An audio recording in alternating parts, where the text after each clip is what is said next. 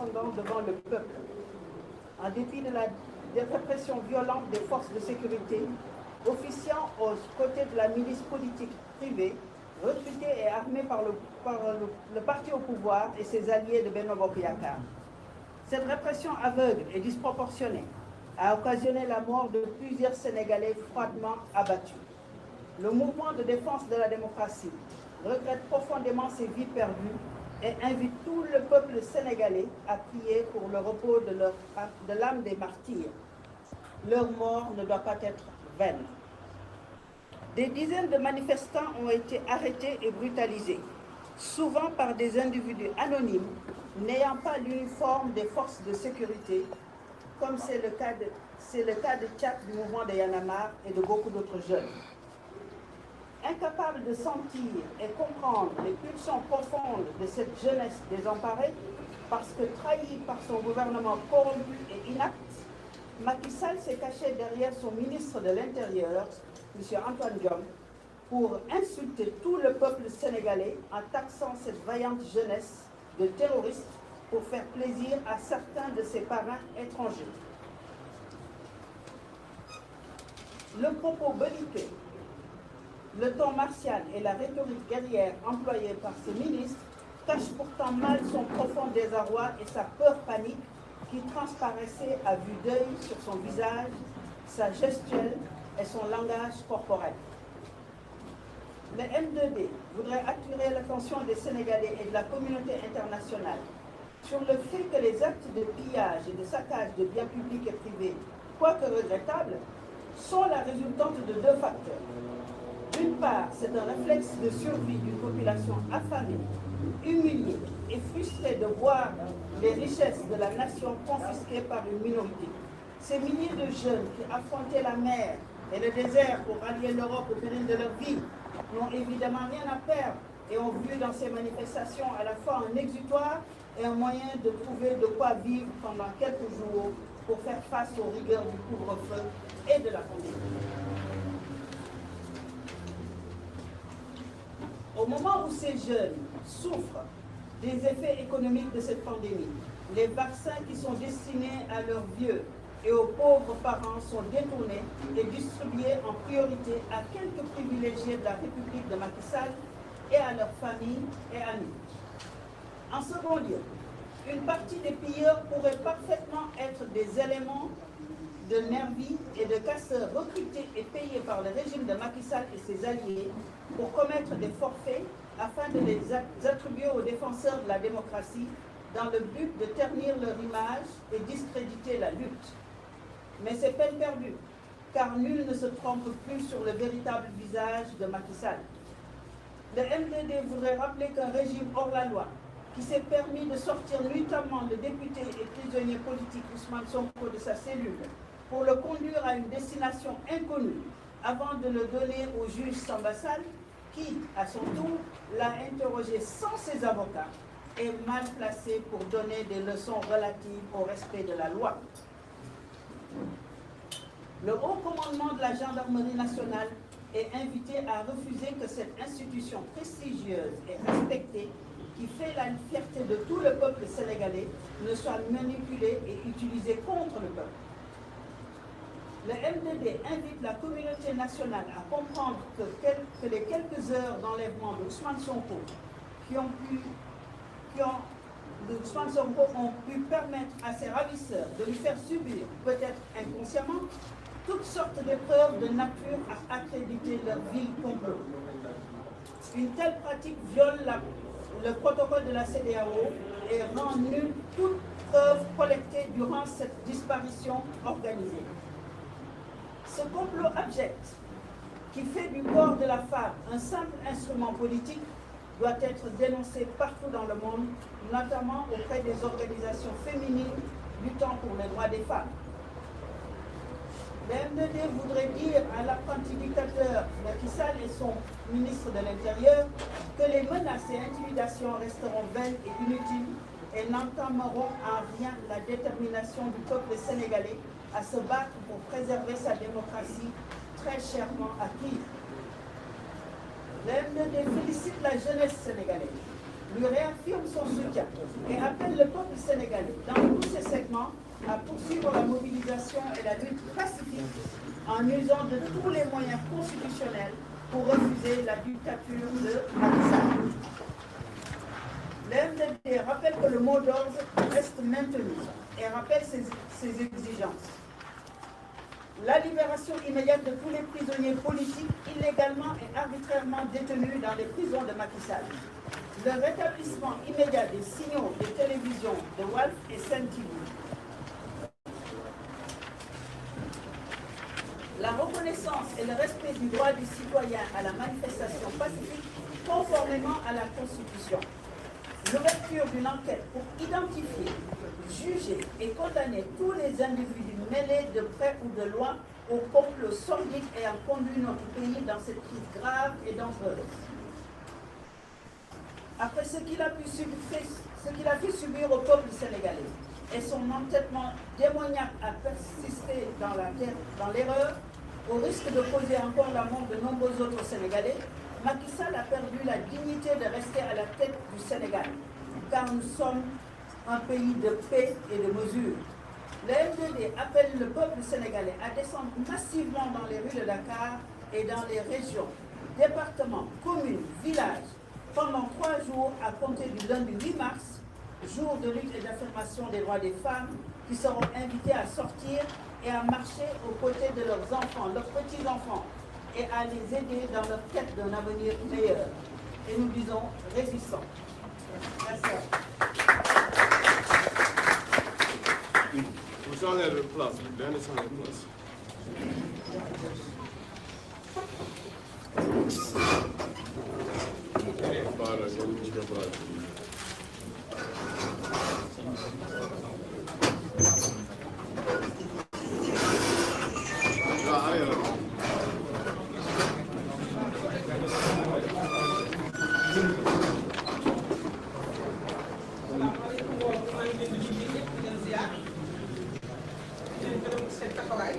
même tool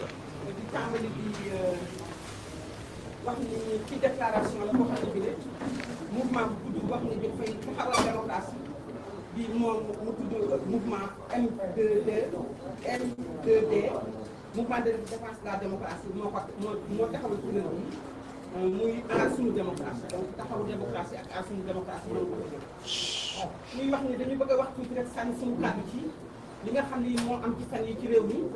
te démb tam ministre de l'intérieur àddu ci muy nii fan yi passé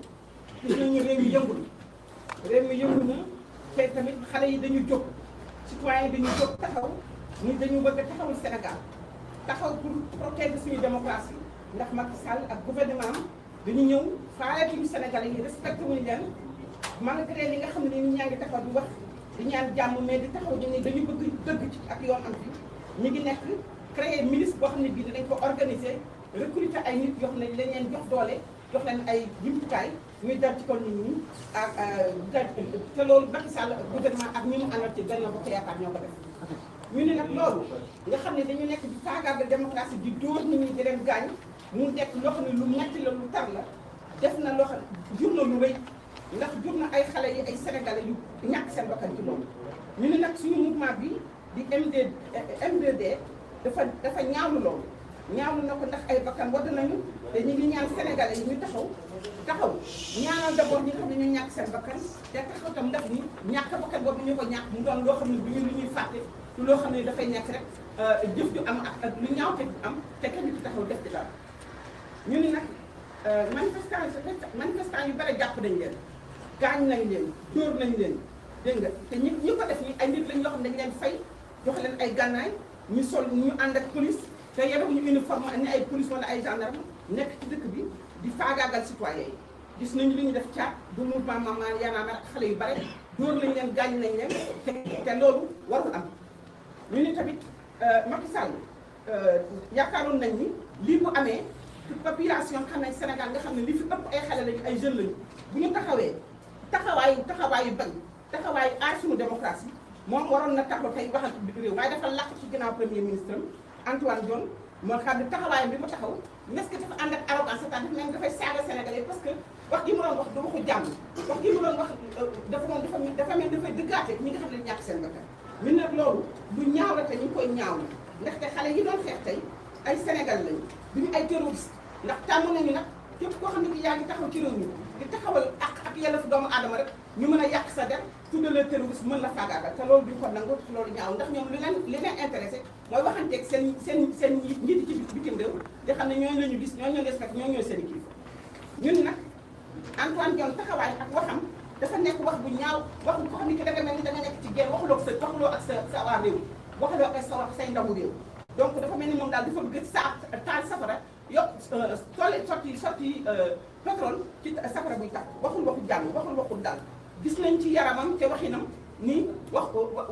kàddoom yi du kàddu jàmm mais nag ku ko xool ba nga saytu ko nga xam ne te moom ci boppam tiit na parce que kenn mësul gis ci Sénégal ñun nag dañu bëggoon woo Sénégalais woo communauté internationale pour que ñu seede li nga xam ne moo am Sénégal yàq bi ñu nekk ñi koy yàq di ko yàq bien public di ko yàq bien privé yi bëgg ko takkal xale yi bëgg ko takkal citoyen yi nga xam ne ñoom ci seen bopp dañu fay ay nit sant leen ñu def loolu dañ ko war a gis waaw ñu ne nag loolu li ko waral ñaari yëf la xale yi tamit daw gi ñuy daw di wut ay ñam di jël ay suukar di jël ay ceeb ay pepp ñam di ko jël di ko lekk di ko jël bi ñu dajee fa ay magasin loolu muy firndeel mooy ni Sénégal yi dañu xiif xale yi dañu xiif xale yi dañu sonn xale yi dañu mar xale yi dañ leen toroxal te alalu réew mi te réew mi am alal bi am alal la réew mu am alal la mais alal ji fekk nit ñoo dajaloo yor ko téy ko seen loxo di ko bànnee ko di ko jëfandikoo di ko luubal bàyyi population bi bàyyi xale yi te loolu moo tax boo gisee xale yi li ñuy def li nga xam ne kon population bu xiif moo fi nekk ñu ni nag junni xale yooyu nga xam ne dañ daan dem ci géej xool ata géej gi ni mu tolloog ni mu lëndëmee ni mu ñuulee dégg nga ñeme ko jàmbaar loolu dugg ci naan njéem ñi ngi wuti xuju ak wuti leneen feneen tey jii ñoo dajaloo ak ñi nga xam ne amuñu liggéey amuñu luñ def ñoom ñoo taxawoo tey ñu dematuñu Europe dañuy taxaw xeetu seen démocratie dañuy taxaw manifester parce que loolu rek lañu am tey parce que sës nañu loolu nag mooy li nga xam ni moo am tey ci Sénégal wala ci nag dañu nekk ci mbas moomu dañu leen tëj génnuñu liggéeyuñu te xam nañu guddi gi dafa am économie guddi ñoo xam ne ñu guddi gi rek la ñuy yaakaar di liggéey loolu yëpp Macky Sall dafa bokk nag ndóol mi nga xam ne dafa yokk ci Sénégal ndóol mu metti ko dafa tar avant ñuy am ndóol avant ñu am mbas mi dafa amoon ndóol doole fi amoon mu gën a yokk nag kon loolu yëpp tax na ni Sénégal tey dañu war a xoolaat ni lii am tey Macky Sall dafa waroon taxaw jóge ci donkaasam bi mu toog ñu waxanteeg Sénégal yi jàkkaarloo ak ñoom jàkkaarloo ñi nga xam ne ñoo ñàkk seen bakkan jàll leen te xool nan la mooy taxawaay mais def ko ñu xam ne tamit leneen li nga xam ne nii moo tax ne xale yi taxaw mooy ni que dafa am ñoo xam ne dañu génn di yéem a yàq réew mi te xale yi di biñu gisee loolu daf leen gën a révolté parce que xam nañ ne Macky Sall bi mu taxawee mooy ne dafa taxawee non seulement pour réprimer nit c'est-à-dire pour duma nit ñi mais tam dafa jël moyen de l'État fay ay nit ñu ëlbatiku di jël moyen yooyu nga xam ne mooy suñu alal mooy suñu koom-koom mooy suñu xaalis ñu ci fay ay leneen ñuy jur nit ñi pour ñoom ñu xam ne nag léegi Macky Sall cellule bi nga xam ne li nga xam ne daf ko taxawal mu ñëw indi Samba Fall mi nga xam ne mooy juge bi nga xam moom la taxawal tey jëf ji ñu def ñaan parce que ñoom tey dañuy jàggati yoon mooy ni jël nañ Ousmane Sonko mi nga xam ne dañ ko jàppoon mu nekk seen loxo ñu waroon ko protéger parce que ci seen loxo état la léegi ñu génne ko 90 ci néegam yore ko di ko wërale ko ci dëkk ba ay avocat yëguñu tinuñu fekkewuñu kenn xamul lan lañu def ci moom kenn xamul lan lañ ko jaaral di loolu déjà jalgati démocratie la jalgati yoon la jalgati justice la kon ñoom ñooy jalgati justice ñooy jalgati justice ñuy wax nag tamit ni au commandant de la gendarmerie war ñu nangu lii di am parce que sénégalais dañ leen kañ sénégalais dañ leen fonk sénégalais dañ leen apprécier dañu bëgg ni ñu taxawal taxawaay boobu ñun sénégalais dañu war a taxawal ndax ñoom ñooy ñoom loolu nag dañ ko war a continuer ñu ne nag suñu groupe bi di mouvement bi di tudd M2D mi ngi woote communauté internationale di woo sénégalais yi ñu taxaw dégg nga xool li nga xam ne nii moom la ñu def Ousmane Sonko ba ñu ko jàppee ba léegi ba ay nga xam ne dañ ko bëggoon téye tëj ko ci biir nekk di ko poser ay questions ci bureau juge bi sans ay avocat fekk dégg nga il a fallu que bâtonnier taxaw génn dànkaafu juge bi pour que juge bi ni juum na nangu na loolu yëpp dégg nga dafay faagaagal démocratie te loolu boo xoolee kuréel yi nga xam ne moo ñu tënk muy CEDEAO muy Nations Unies muy kuréel yi ma képp loolu dàq nañ ko loolu ŋàññi nañ kon loolu tam dañ koy dénoncer ñun nag ñu ni léegi leneen li nga xam ne itam dañ koy dénoncer mooy li nga xam ne li dictateur yëpp dañ koy def moo ni jël jigéen jël yaramu jigéen mu di ko utiliser comme yóbbukaay ci kenn jël yaramu jigéen di ko utiliser comme loo xam ne dañ koy xeexe ndax loolu la ñu def tey te loolu xale bu jigéen boo xam ne dañ jël bëgg a jël yaramam ak jël yaramu jigéen mu nekk seen arme bu ñu parce que xam nañ ne siif ku ñu ko takk ci sa gannaaw rek teg nañ sa gannaaw lu ñaaw te jëfandikoo jigéen la ñuy jël pour def loolu lan la ñun ñu ay yaay lañu ay maam lañu ay mag lañu ay bàjjan lañu dañ koy ñaañi suñu doom ak suñu càmm yi tam ñu koy ñaañi ndax lu ñaaw la te loolu am loolu rafet ñu ne nag suñu mouvement bi dafa bëggoon tey wax ni Macky Sall bu dee dafay jàng nekk dictateur moom ministre am nañu seetaat seen bopp parce que intimidation ak menace dootu Sénégal Sénégal yi nit jàmmale Sénégal yi ñu mën a muñ lañu Sénégal yi ñoo xam ne ñi mën nañu nañu teg leen ko mais nag bu ñu bëggee faagal seen démocratie ak seen liberté bu boobaa ñu taxaw kon ñoom nañu seetaat seen bopp bu baax te ñu xam ne lii du continuer ñu ngi félicité nag jeunesse sénégalaise parce que tey ñoom demoon nañu ba yaakaar ne sénégalais dañ naan làcc rek tëdd lu ne ñu teg leen ko ñu mën ko mais gis nañu tey ni ba ñu demee ba dem ba ñu ëpp tuuru xale yi war nañ leen du ëpp tuuru kon nag ñoom tam nañu ko dégg te ñuy jëf jëpp digaale juróom dañu bàyyi droit yi nga xam ne ñoom ñi ngi koy violé di ko ŋaañ di ko faagal ñu ni nag suñu mouvement bi dafa ni dañuy demander dañuy exiger dañuy ni dañuy bëgg léegi Macky Sall mu libéré Ousmane Sonko mu libéré prisonnier politique ñi nga xam ne ni dañ leen tëj dégg nga dañ leen faagaagal te defuñu dara ñoom ñëpp nañ leen génne ñu bàyyi leen ñu dem seen yoon ñu ñëpp seen kër dégg nga nag signaux yi nga xam ne ay télévision la Sen TV ak Walf TV nga xam ne dañ leen jàpp jël seen ay signaux tere leen ñu mën a liggéey ndaxte rek dañ doon reporté li am ci dëkk bi mais ñooñu seen liggéey rek lañ doon def ñu jàpp leen tëj leen gis nañ fi lu gën a rëy loolu lu fi gën a ñaaw nit wax ko te kenn wax bi kon loolu tam ñu ngi exiger ñu arrêté ñu delloon seen ay signaux ñu bàyyi leen ñu liggéey seen liggéey ñu wax ni tamit dañu bëgg ñu respecté droit citoyen suñu constitution daf ñu may ñun sénégalais suñu amee lu ñuy naq di ñu dox suñu amee lu ñuy naq di ñu ñaxtu suñu amee lu ñu matti ñu manifester loolu suñu constitution moo ñu ko may te daf ko nangu tey ci sénégalais yi kenn mënul génn kenn mënul jàll kenn mënul manifester doo moom manifester lañ ko mayoroon kubbil ko yoon muy manifester ba mu ñëw tey toog ci réew mi jiite ko kon nag dañu ne nañu bàyyi sénégalais yi bu ñu ko am lu leen naq di ñu dox paisiblement ci jàmm ak salaam manifester loolu suñu droit la ñun tamit dañu bëgg ñu enquête li fi am ndax li fi am jar na enquête kuréel yi ci Sénégal ak kuréel yi ci bitim réew ñu ubbi leen bunt bàyyi leen ñu enquête ñu teeñ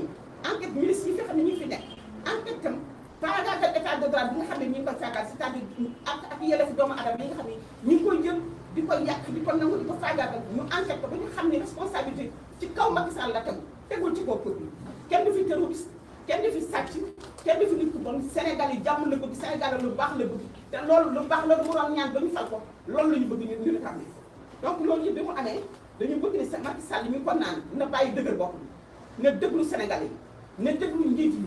na déglu politique opposition société civile téeméeri professeur d'université ak ñaar bind nañu lettre wax ni ak yelleef doomu aadama dañ ko faagaagal ci Sénégal nañu déglu loolu kilifa diine yi wax nañu kon tey waxtu jot na pour Macky Sall arrêté li muy def li te mu déglu peuple sénégalais mi wane ak peuple sénégalais ni tey jii taxaw dafa jot taxaw nag massivement ci jàmm ak salaam taxaw altine talaata àllarba am nañ ci droit dañuy woo sénégalais yëpp ci capitale yi ci région yi ci communes yi ci village yi fu nekk ñu génn altine talaata àllarba taxaw waxante ak Macky Sall xool ko ci bët wax ko ni ko doy na du ñu nangu mu faagaagal suñu réew du ñu nangu mu taal Sénégal du ñu nangu mu jël droit wu citoyen di ko faagaagal loolu daal la ñu bëgg wax ñu leen di gërëm mais bu ko am ne tuuti kàddu ci anglais parce que am na fi ay journée ay jazira yu fi nekk. 2 minutes. Yacine Fall. I would like to just say a few words in English because I understand there are some news that are here that are English speaking. So here we are today at the movement for the respect of democracy in Senegal that is brought several parties, political parties, members of parliament, former leaders, social justice organizations that are here today